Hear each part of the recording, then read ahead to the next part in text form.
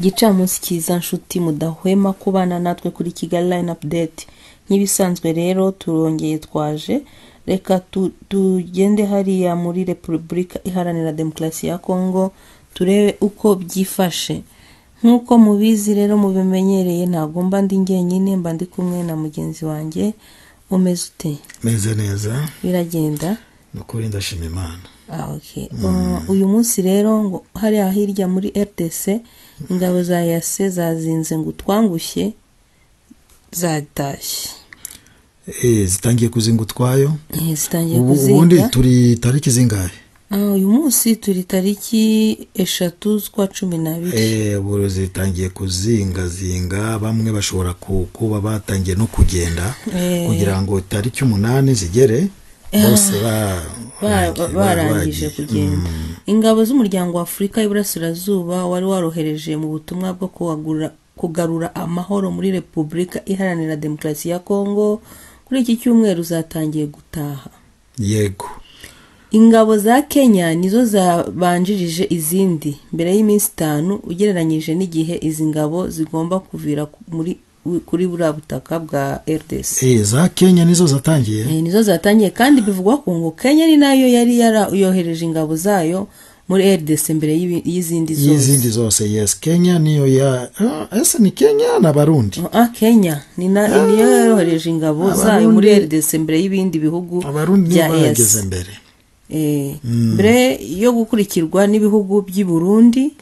Nukuvuga ngo habanje Kenya gusa abasirikare ba Kenya niho havagamo umuyobozi w'izo ngabo. Okay, nyine urumva aba Kenya nibo babanje bakurikira ngo Burundi na Uganda na Sudani y'Amajyepfo. Ingabo za Kenya zari zimaze umwaka urenga zikorera ibikorwa byayo muri za teritwari za Rusuru, Nyiragongo ndetse n'umujyi wa Goma. Ariko kariya gace karakonani. Kariya kitwa hariya yitwa Rucuru. Ni Rucuru. Ni Rucuru. Oya uko byandikwa. Rucuru. Uko byandikwa n'ubisoma mu Kinyarwanda na ariko kuno ari yabimeze ni Rucuru. Okay, rakoze ko nkosora. No ngo ingabo za Kenya zari zimaze umwaka urenga zikorera ibikorwa byayo muri za teritwari za Rucuru, Nyiragongo ndetse n'umujyi wa Goma. Yego. Amafoto yagiye hanze yerekana zimwe muri izi ngabo ziri ku kibuga cy'indege cya Goma zitegura gufata rutemikirere zigasubira iwabo. Ingabo z'indege. Yego. Ingabo za YANZE zatangiye kuzinga utwangushye nyuma y'uko guverinoma ya Repubulika Iharanira Demokarasi ya Congo itangaje ko itazongera amasezerano yo gukomeza gukorana nabo. Vuba bahise bigendera. Nta mani bashaka. Rwose batangiye kwigendera. Ubundi ibi bintu ukuntu bigenda iyo batangaje ko ngo ingabo z'ibihugu runaka zigera mu gihugu runaka itariki tuvuge itariki ya 10, ubwo ntabwo ariyo tariki ya 10 baza. Baza mbere yaho kugira ngo iyo tariki ya 10 igere bamaze kuhagera. Nanone iyo bavuze ngo tariki ya 8 niyo bava muri ico gihugu, bagomba gutangira kugenda mbere iyo tariki kugira ngo iyo tariki kuko baba bafite ibintu byinshi, baba bafite ibikoresho byinshi, babanza ibikoresho bikagenda, abasirikare bakagenda ku buryo iyo tariki igera bavuyemo. Keretse haba indi mpamvu ariko abahasigaye ibintu bike cyangwa abantu bake. Okay. Ni nyuma y'uko President Felix Antoine Tshisekedi n'ubutegetsi bwe bakunze kunenga umusaruro wa ziriya ngabo. Ahanini bitewe nuko zanze kujya mu mirwano n'inyeshyamba za M23. Yego, ibyo nibyo yabateranyije kabisa. Nibyo byatumye kuko abaturage ba Congo bari barindiriye na fire. Bari barindiriye isasu n'amabombe aturuka kw'abo basirikare ba YANZE bari kurasa M23. Nabo kuriya twabivuze ntibigeze bajya mu iyo mikino, bo bakurikije mission ubundi yabazanye no kubajya hagati. Kujya mu mirwano na M23 ntabwo byari muri gahunda iri mu byajyanye izo ngabo. Nubwo leta ya Kinshasa yo yifuzaga ko ziriya ngabo zajya ku rugamba.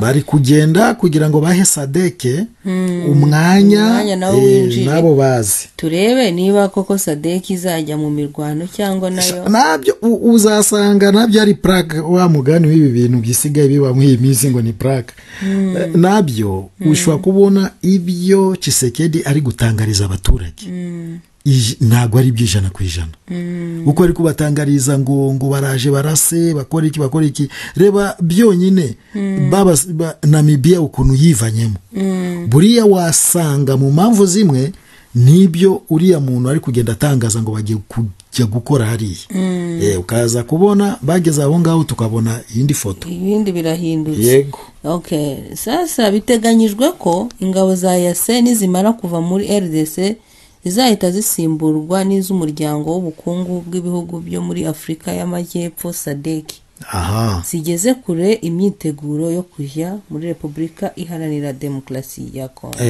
uko urabona ko bimeze ni transition uko abo basirikare ba YANZE bari kugenda nuko nabariya nabo bari kuza nuko ibi bintu by'igisirikare batajya batangaza batajya batanga makuru yabo ukuntu bintu bimeze ushobora kubona ubu ngubu hari zimaze kuhagera kuko urabona biriya bintu bijyayo ntabwo byajyayo byonyine kuko niba ushize mu nkuru twarebye ubushize bavugaga ko bagomba guhererekanya ari ibyo bagomba kubanza kuvuganaho mbere yuko bagenda urumva rero buriya ubwo bamwe batangiye kugenda ni ukuvuga ngo hari n'abandi bagezeyo kugira ngo bagire ibyo bavugana nyine babahe mapu y'aho hantu ni uko nguko rero bimeze buriya bamaze kuza kabisa yego reka dusubikire ahangaha nta yindi nkuru azorebe nimba nta yindi nkuru abantu bacu ntitubasondeke ariko ndumva iyo abo bantu nimba babonye abanyakenya ubwo ejo bashobora kubona abarundi ariko abarundi ntago bazavayo abarundi bari muri izo ngizo yego bari muri izi za YANZE ariko habaga mu za YANZE baba no mu za SADC se ndavuga mu gutaha ariko noneho igisekeje mu masezerano y'abo basirikare kugenda abarundi ni barimo kuko maze gukurikira nka disikuru nka zingahe cyangwa press conference nka zingahe za Tshisekedi bari kuvuga ngo abasirikare ba YANZE bagomba kugenda uretse abarundi kuko abarundi bafitanye nabo deal abarundi urabizi ko ari nabo batungwa hagatoki kenshi ko bajya basagarira uriya mutwe cyane yego bo bajyamo bakarwana bo bajya gufasha izo ngabo za RDC nabo baba wazarendo nibiki bakajya kurwana niyo mpamvu rimwe na rimwe ujye ubona kuri M23 ujye ubona berekana ngo bafashe abasirikare b'abarundi kuko abarundi bo bagiye mu izo ntambara bo barinjiye bajya bakora iyo Tshisekedi birashoboka ko hari ayandi masezerano basinyanye bafite akandi kadiru bakoranye nabo birashoboka pe ngayo nguko rero ubashakira ayandi kwanza turaza kubagezaho ayandi mu kanya yego nimujye kure rero mugume mufite internet nk'ibisanzwe turagaruka mu kanya ciao bye